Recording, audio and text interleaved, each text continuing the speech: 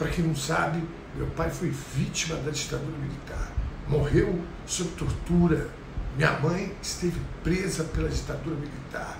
Eu e a minha família vivemos quase 10 anos em outro país porque fomos banidos do Brasil. Tenho 2 tios que até hoje não achamos os seus corpos. Foram capturados e torturados até a morte pelo governo militar, que esse ser hoje caquético fez parte. E quando o governo militar negociava a abertura política, ele era da turma que tentou dar um golpe no golpe, ou seja, tentaram golpear o próprio governo militar. A turma do atentado da bomba do Rio Centro, que esse monstro faz parte. Hoje ele esteve na Casa do Povo, que por 2 vezes ele tentou fechar. Em 64 eles conseguiram, mas agora em 2023 eles se lascaram. E hoje foi o dia dele depor na CPMI, e foi lá que vários deputados e senadores e senadoras lavaram a alma de todas as vítimas da ditadura militar de 64. Sabe por quê? Porque eles nunca nos ouviram.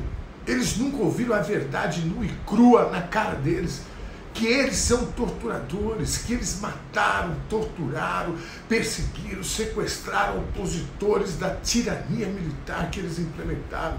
E o melhor, na Casa do Povo, em pleno Estado de Direito. Roda o vídeo aí. Em primeiro lugar, estamos diante de um general que considera que em 1964 foi um movimento legítimo, não um golpe de Estado. E aqui já começam as nossas diferenças. Portanto, em memória e em respeito a Vladimir Herzog, a Sônia Maria Lopes, Oswaldo Orlando da Costa, Frei Tito de Alencar Lima, pessoas torturadas e executadas por um regime de exceção, eu quero marcar essa diferença. A pessoa que está aqui na nossa frente hoje acredita que o que aconteceu em 64 foi um movimento legítimo. E aqui temos uma diferença fundamental que precisa ser didática para toda a sociedade brasileira. Acredito que o senhor está do lado dos torturadores e eu estou do lado dos torturados. Eu estou dizendo que esta pessoa participou do regime militar e que defendia que endurecesse, que defendia mais tortura. Se endurecer era mais tortura, mais prisão, mais morte. E essa ação foi uma ação que foi anistiada. Esses crimes foram anistiados. E eu estou dizendo que agora, depois de julgado, porque o senhor vai ter direito ao julgamento, que não tem anistia. Que se o senhor for condenado por negligência, por tudo que o senhor deixou de fazer e fez, que o senhor pague e não seja anistiado. Para quem não sabe quem é o general Heleno, 4 tópicos sobre sua biografia. O senhor disse que a ditadura salvou o Brasil. Um dos momentos mais sombrios da história moderna do país, com torturas e mortes, o senhor dizendo que esse período salvou o Brasil. É óbvio que o general Heleno, como o coronel Ustra, como Bolsonaro, será herói de quem defende esse tipo de lógica de sociedade. Silvio Frota, Brilhante Ustra, Costa e Silva, Médici. Médici foi o período mais duro da ditadura militar. Eram todos do mesmo grupo. Contra a abertura proposta por Golbery ao general Geisel. Veja, este grupo tentou dar o golpe dentro do golpe. Tentou golpear Geisel e impedir Figueiredo. Esse grupo é o grupo que estava o general Heleno. É o grupo que derivou na sua conduta da bomba do Rio Centro. A bomba do Rio Centro é derivada dessa linha dura, tentando impedir a abertura de Golbery Costa e Silva proposta por ele.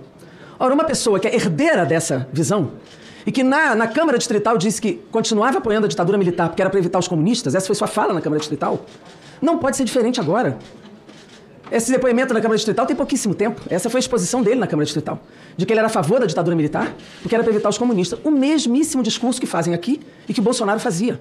E que sempre fez. São 2 herdeiros de Silvio Frota, general Heleno e o ex-capitão Jair Bolsonaro. É o mesmo discurso, é a mesma coisa. Portanto, esse comportamento golpista, antidemocrático e contra a Constituição, não está distante do depoimento que ele está fazendo aqui agora. Então, retomando, o senhor disse que alguns parlamentares querem comprometer, mas a sua biografia o compromete. Repetindo, o senhor disse que a ditadura militar salvou o Brasil.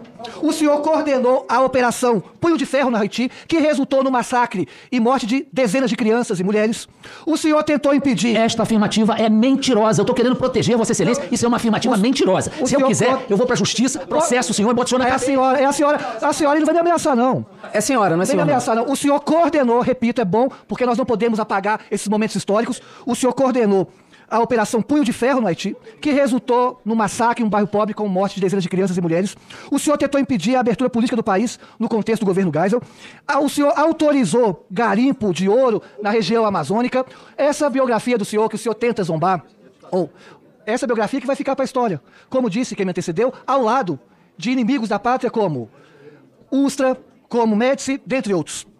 Então, o que eu queria dizer para o senhor é que por mais que o senhor tenha uma patente elevada e uma história no Exército Brasileiro, para além das patentes, há uma questão fundamental de como se utilizou essas patentes. Porque nós sabemos o que foi que aconteceu, colocação de bomba em caminhão-tanque. Nós sabemos o que aconteceu no dia 12, que sob o seu comando de inteligência não se sabia nada do que aconteceu em Brasília, porque anteciparam a diplomação do presidente Lula, porque já se tinha informação de que no dia 18 poderíamos ter ataque contra a diplomação, por isso foi antecipado por dia 12. E vocês não fizeram absolutamente nada. Então, senhor presidente, eu quero deixar aqui para os brasileiros que isso não se encerrou.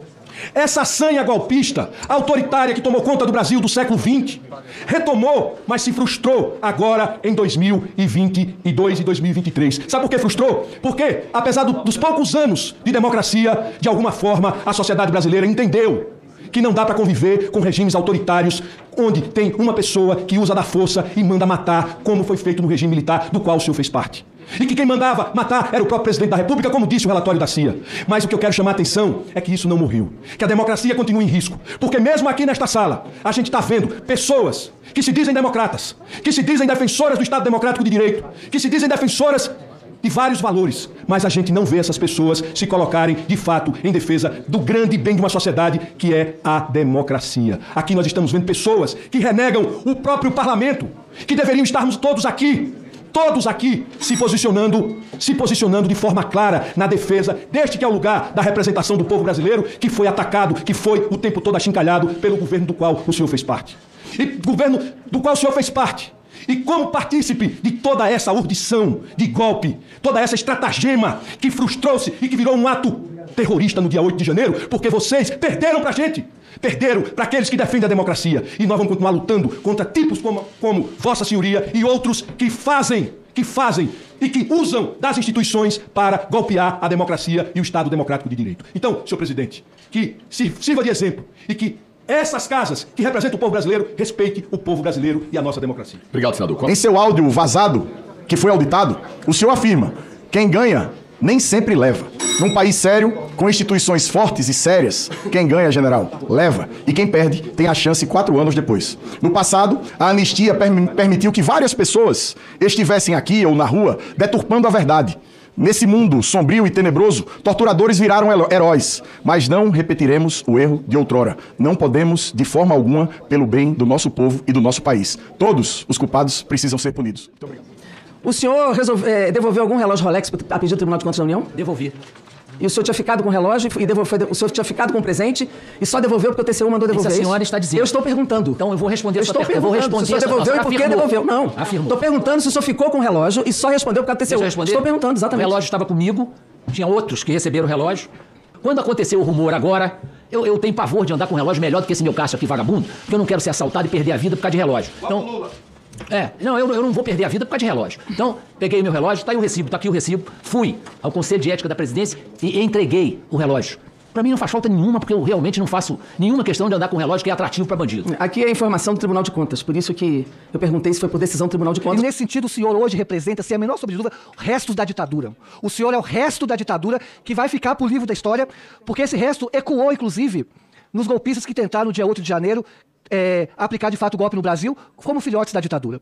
E aí, nesse sentido, o senhor pode fazer essas expressões, né? Porque, como o deputado Rogério comentou, e a Jandira reforçou, há dois lados da história. De um lado, esse lado de resto da ditadura que o senhor representa, e o outro lado que a história está se clareando e ficando cada vez mais evidente. E nesse sentido, se os senhores e outros generais escaparam na anistia que teve pós-ditadura militar, tenho certeza que não vão escapar agora. Porque se há justiça no Brasil, e se de fato houver justiça no Brasil, o senhor vai sair preso no final dessa CPMI. É isso. Sem anistia, por hoje e por 64.